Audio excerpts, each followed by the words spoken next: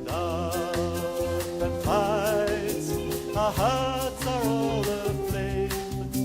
The new life is coming to put the past to shame. Your happiness is part of the sunlight. A thousand cries will rise into a clamor that will proudly sing, and we cannot be wrong. Freedom is the content of our song.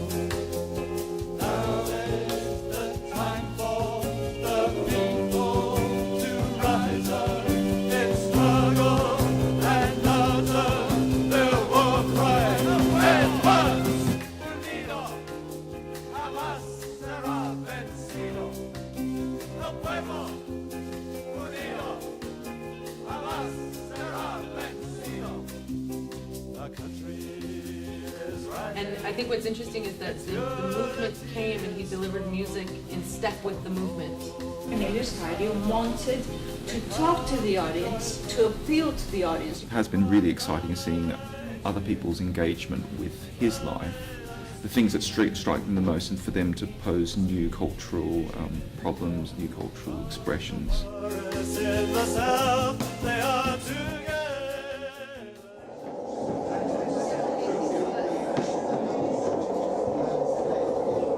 But it was really nice. I wish maybe we should go about maybe having some sort of protection of the forest so we could have turned out the audience. So it was really stunning. Really loud.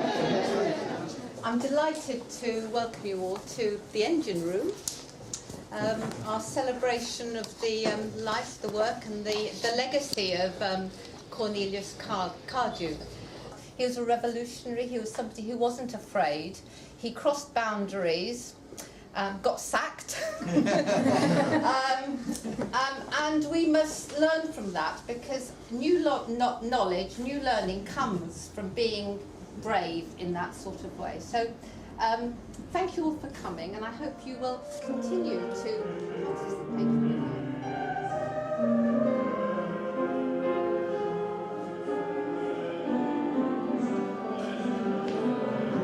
Yeah, that book's the Latimer Press book of scratch music. Yeah, that's the original book. It's got this battle of ideas. To fight the enemy, we must know where he is. Cornelius Cardew was, from quite a young age, an important and leading figure in, first of all, British experimental music, and then as one of the leaders of the European and US avant-garde.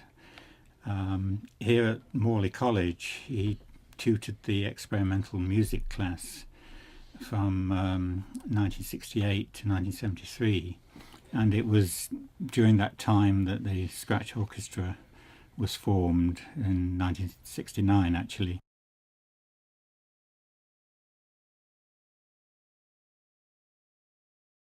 I went to the Royal Academy of Music in, when was it, 1966, and there was a rumour that Cornelius Cardew was going to be appointed as a composition professor at the Academy. And I plucked up courage to go to him and to say, I really would like to study with you. He said, I'm actually, rather than giving individual lessons, I'm going to be having a group, like a composition group. And I was quite surprised when I heard this. But then looking back, even at that very early stage, it was very characteristic of Cornelius that he should want to teach composition in a group rather than individual lessons. And at the time, I was probably a bit disappointed. I was wanting to have individual lessons, and in order to develop to be an amazingly exciting modern composer. But looking back, it was very prescient. Is that the right word? Prescient, somehow, of Cornelius's whole approach to things. Cornelius's approach was very philosophical. He was trying to get us to find ourselves and who are we? Why do we want to be composers? And at the time, it was quite like difficult. It was challenging, and because he was making me think, well, what the hell am I doing? You know, why am I a composer? What do I want to do with life?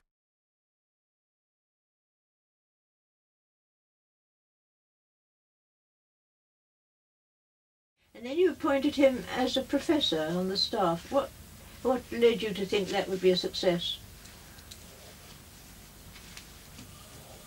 I don't think I ever thought that it would be a success, but I thought that it would be desirable to have a young musician on the staff who was an avant-garde composer in touch with all that was going on in Europe and America among the young people, and I thought he would inspire some of the other young composers and provide a breath of fresh air in a somewhat academic atmosphere. Yes. And I think he did that, though I must say that his methods of teaching composition were sometimes very peculiar. In what respect? Well, one of the curious things that he did was to lock up his composition class for an hour and leave them in a locked room, and then come back and let them out, having absented himself during the time in which he was supposed to be teaching them.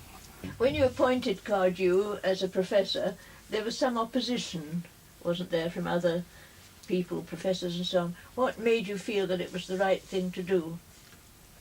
I thought that he had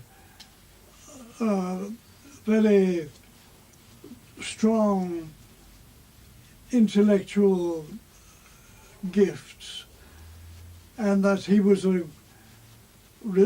reliable representative of tendencies that were very influential at that time, partly influenced by John Cage. Many people thought them very silly and non-creative, very disruptive, designed only to ridicule the principles on which classical music had been written. And some people thought, you see, that it was a popular mistake to point to somebody who had these views which were revolutionary in music. Do you think it was quite a courageous thing for you to do, in view of the possible I don't know opposition? about courageous, perhaps it was obstinate, but But you had to face the other professors in the dining room. I didn't care about them.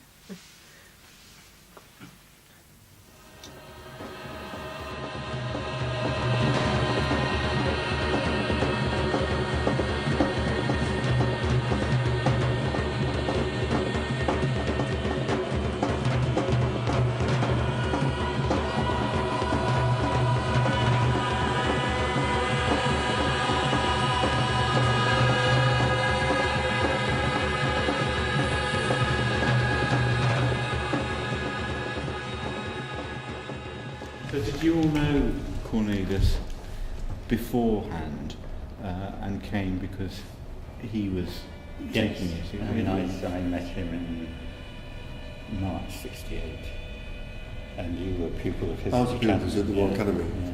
so I must have been.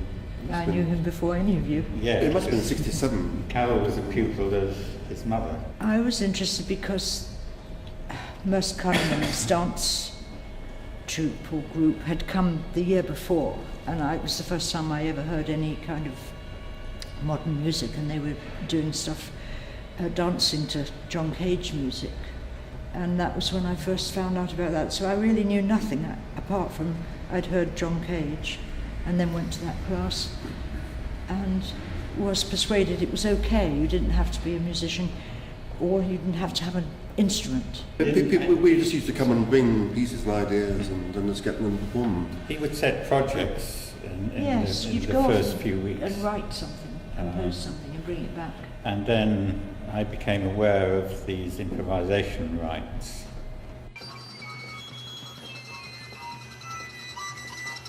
I felt quite bewildered.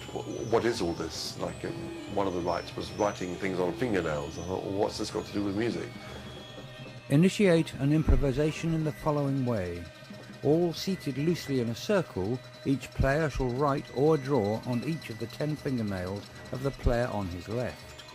No action or sound is to be made by a player after his fingernails have received this writing or drawing other than music. Which sounds sort of like a silly idea, but it was in relation to ideas that were fully developed in the scratch orchestra of getting away from the idea of the composer writing a score and the faithful performer playing it and the audience being very moved or whatever, towards an idea of dissolving these traditional relationships and creating a music that everybody took part in and had for want of a better word, a communal aspect to it. Mainly think in rhythms. Pursue rhythm with melody. When your mind is of melody only, empty it. Investigate Pass the time. spaces with a If passing time bores you, pause to listen. If listening to time passing bores you, Each person present attempts in turn to pass the business end of a plastic drink stirrer between each extreme string all and the performers resonant sit box in a of the circle. guitar. Instruments, until she if any, or he within the circle. All sit perfectly still.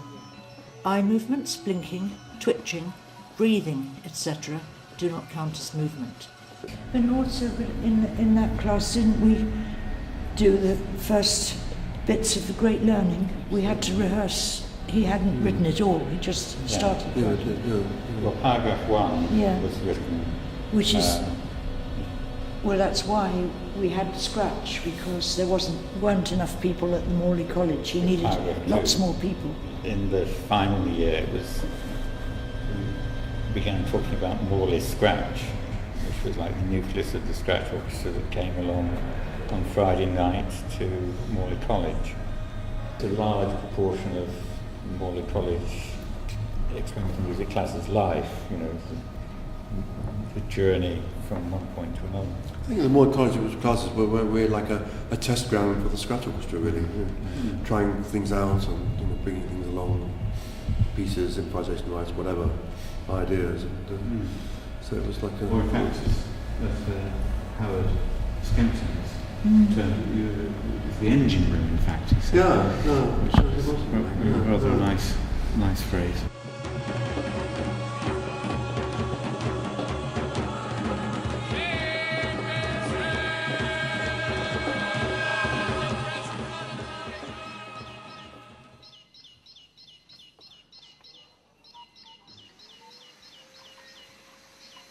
We wanted to break the monopoly of a highly trained elite, so we made a music in which anyone could participate regardless of their musical education.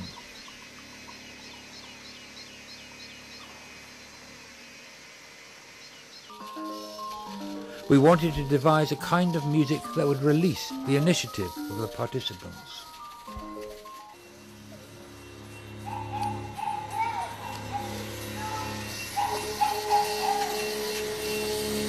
The essence of scratch music is that people are asked to write accompaniments.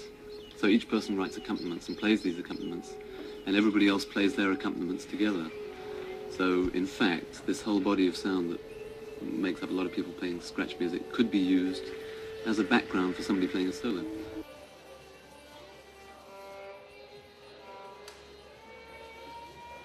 These people may be visual artists, they may be people interested in theatre, they may be perfectly ordinary office workers or students or what have you. They're not necessarily trained in playing any instrument at all.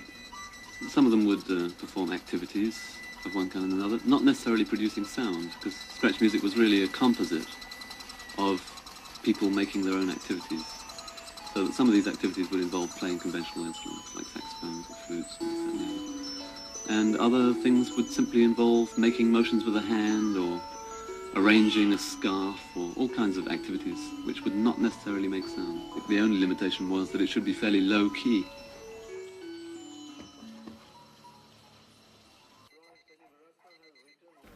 So as to allow somebody who wanted to express a solo to be able to do it on top of several people playing scratch music. He has stated that Sri Lankan state is killing its own people with arms obtained from... The Scratch Orchestra had mixed receptions in the sense that it was totally new. So people were hearing something totally different. So that when there was discussion about like who decides what concerts to put on, how things are organised, and in the tour of the northeast of England, why Newcastle City Council should want to ban the Scratch Orchestra from playing and get the police to sort of bar the way to the hall so we couldn't play. There was questioning, you know, why this was so, but it's like it became more conscious, more connected with an analysis of what was going on in the world, and everyone was politicized to greater and lesser extent. Especially when there was extra deployment of army men. The attack could not have been done.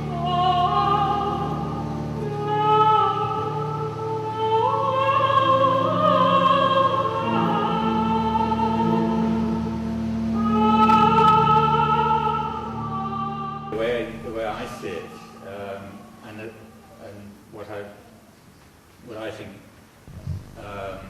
Cornelius represented was this spirit that you know, everything affects a musician, especially like the state of the world it is today. There is only one life, there is only one truth. There is the lie of revisionism and opportunism of all youth, the lie of imperialism and reaction. And there is the truth of Marxism-Leninism, of revolution and socialism. There is only one life, there is only one truth. The plan was, though, to work together on some joint work. The entire concert was made up of new things, produced from the beginning of October to the 7th, which was the first concert. And Hardy Albans, who was mentioned earlier, was always inspiring and enlightening in this process. So what was produced was a songbook, which I have a copy of. And there were, in fact, 78 poems published in this. Cornelius transcribed all of the songs that appeared in it. And in fact, 35 of the poems were set to music. The thirst for profits, there amongst these fighters, you will find my boat. Dans la Colombie britannique, le Yukon, les territoires du Nord-Ouest. On our shores, organized and hammered out the objective laws propelling history. Dogfight among the rich, exploit all the workers, make money from pitch. You can go back to the land. You can turn on or tune in or drop out. Live on 7th Avenue. Social and national liberation. Our sons is lots of proletarian struggle, of revolution and sacrifice. Can you I remember the tour as being a complete whirlwind of ideas, new ideas. But also a whirlwind in the sense we travelled, thousands of miles all over Canada. So we would be rehearsing, like overnight car trips over the prairies and things, rehearsing the new songs. And when we did get some sleep, when we got up for breakfast, with being new poems are set. In fact, I remember someone's poems that I was setting, Hardy or Baines actually suggested, that made a few suggestions, that almost like a musical, why not use a musical style?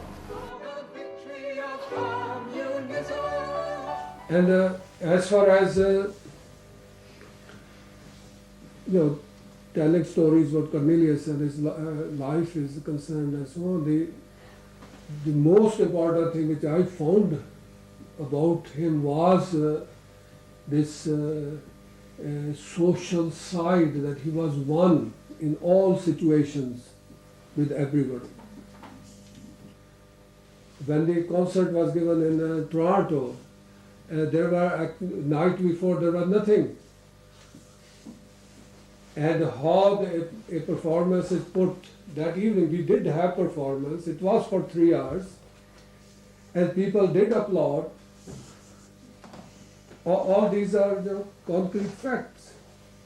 So if you don't have that social side, and it's not just Cornelius, I found the comrades from Britain all very precious in this respect. British working class, you have a fine history.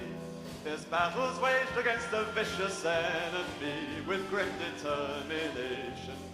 British working class aspires to revolution in the face of attempts to crush this aspiration of socialism in Britain.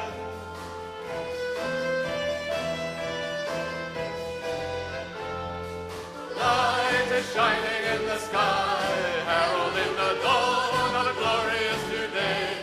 British working class, your revolutionary force to build our socialist life. We have no false euphoria or expectations of any victories in relation to the grave problems which confront the people, or the difficulties to be overcome, and the sacrifice which has to be made. But neither are we pessimistic or fatalistic before the attempts of the ruling class to inculcate an atmosphere of fear and powerlessness in the face of the onrush of racism, fascism and war. The very fact that the British and other reactionary powers have racism as a preferred policy, are developing fascism and preparing for war, shows not their strength but their weakness in the face of their deepening crisis and the rising struggles of the people. Ireland's been exploited for hundreds of years. Still her people heroically fight on. And I just remember the intensity of those days, and also the sense that the main thing we were immersed in was what we were doing to change the situation. You know, it wasn't like a sense of oppression at these things happening, because we were, so immersed in actually day-to-day battling it and working it out. It was really almost every moment of every day was the engagement with the struggle, and the need to be conscious of that and consciously active, and to feel that sense of unity with other members of the party at the time, and members of the community gave a great deal of energy. In fact, when he was in prison, he's hard to get hold of paper, so he said he'd play the organ so that would allow him to play, yes, but also to get paper. Okay. Prayer sheets, and he composed on the back of those. He used to agonise about things often. He'd rewrite, he'd write and rewrite, and for instance, a certain passage of something he wasn't happy with, he'd hammer at it, he'd be over and over and over it, and then leave it, and then be back again, come in from something and just spend 10 minutes at it again. So, but also I think, talk, speeches, how to say something in the way that he really wanted to say. At last in each country produces diamonds so bright, its best sons and daughters who are prepared to give their life to building the party of the working class, to lead the broad masses in the revolutionary fight. The Revolutionary Communist Party of Britain, Marxist-Leninist, is the head to direct the blows of the working class's clenched fist. But you were involved in PCA and People's Liberation Music? Yes, I mean more PCA, a little bit People's Liberation Music, Right. Particularly when we were on big demonstrations. Emily and I and Georgina used to sing on the truck, and Pete sometimes, Cole sometimes, and it was a sort of moving group of people. Sometimes, well, it always felt really great actually, to be singing revolutionary songs and to be sort of there and, you know, hopefully inspiring people, and sometimes quite hair-raising when things got a little rough.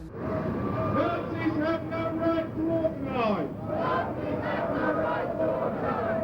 Nazis have no right to organise! Nazis have no right to organise! Wipe out the Nazi movement!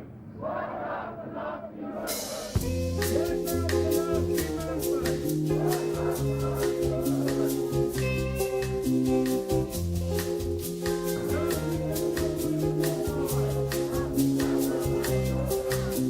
Stand up and sing, for victory will come. The banners of union assemble in the sun, and you'll be there beside me on the march. Then you'll see the banners and the singing bursting forth the dawn, whose coming we proclaim. Red as blood, its rays set us aflame. Stand up and fight, our hearts are all aflame. The new life is coming to put the past to shame. The happiness is part of this life.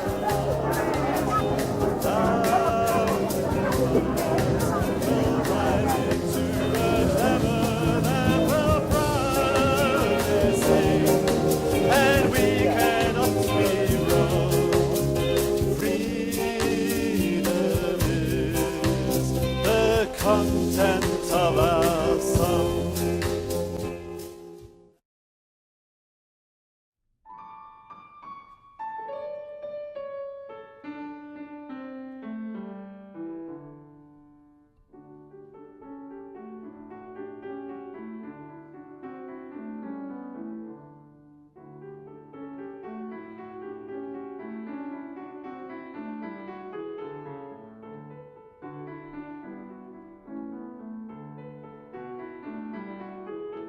It's very easy to make museum pieces out of really important people and movements, but unless it's engaging with the present, I think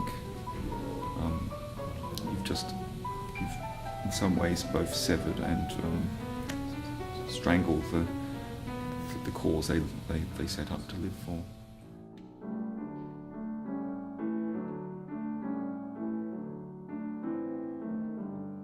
He was a rebellious student, unwilling to accept discipline of any kind, determined to go his own way. He said that when Cornelius came to teach at the academy, for the first time he was asked to stand up and say something to the assembled professors and lecturers, and he just stood up. And they'd all been given drinks and were chatting. And Cornelius stood up and just said, "You're all wasting your time." That was the single contribution to the...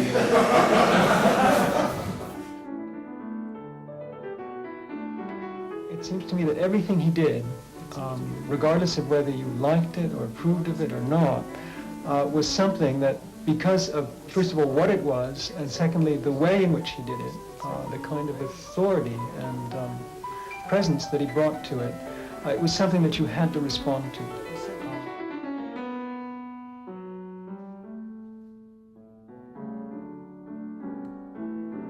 It's serial technique, I think there wouldn't have been anyone at the Royal Academy at that time who was teaching the music of Schoenberg and Webern.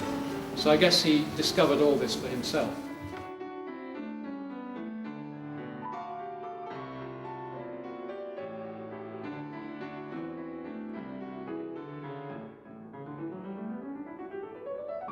I was motivated in particular by Stockhausen and Serve's imperialism. I came from a background of reading about Cardew's avant-garde works. So in a way, the fact that he'd written this book was just astounding compared to what he'd done earlier. That also corroborates the fact that Cornelius Cardew wanted to talk to the audience, to appeal to the audience. You don't get the expressionist take that says, let's attack the audience, feel my pain. You're going to feel it now. There is no pain for the audience.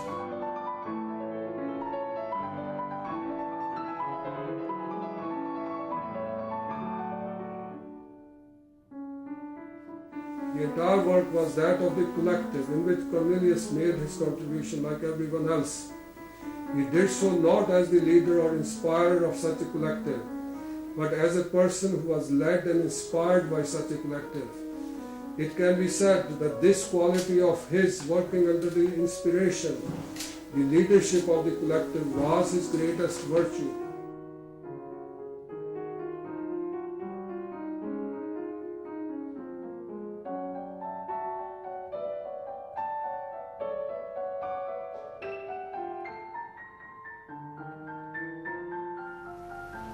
Cornelius, who himself represented the finest human spirit, contributed to the development of music as an incarnation of that human spirit, the very essence of what humanity stands for, fights for, and strives to become.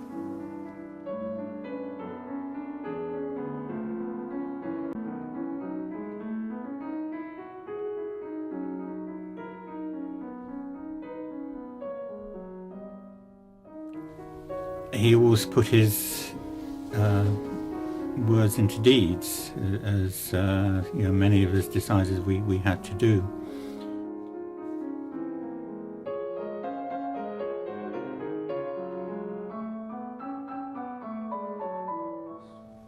In his life and his work, we see the whole beauty of the new world which is coming into being, of the other world which is possible. Just such a strong belief in the party and that, we were going to change things, that it was possible.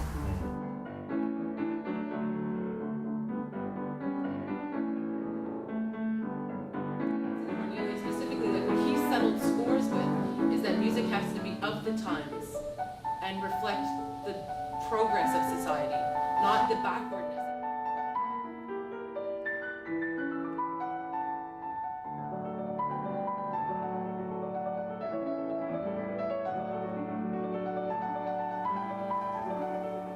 There is no doubt about where Cornelius Cardew would have been now.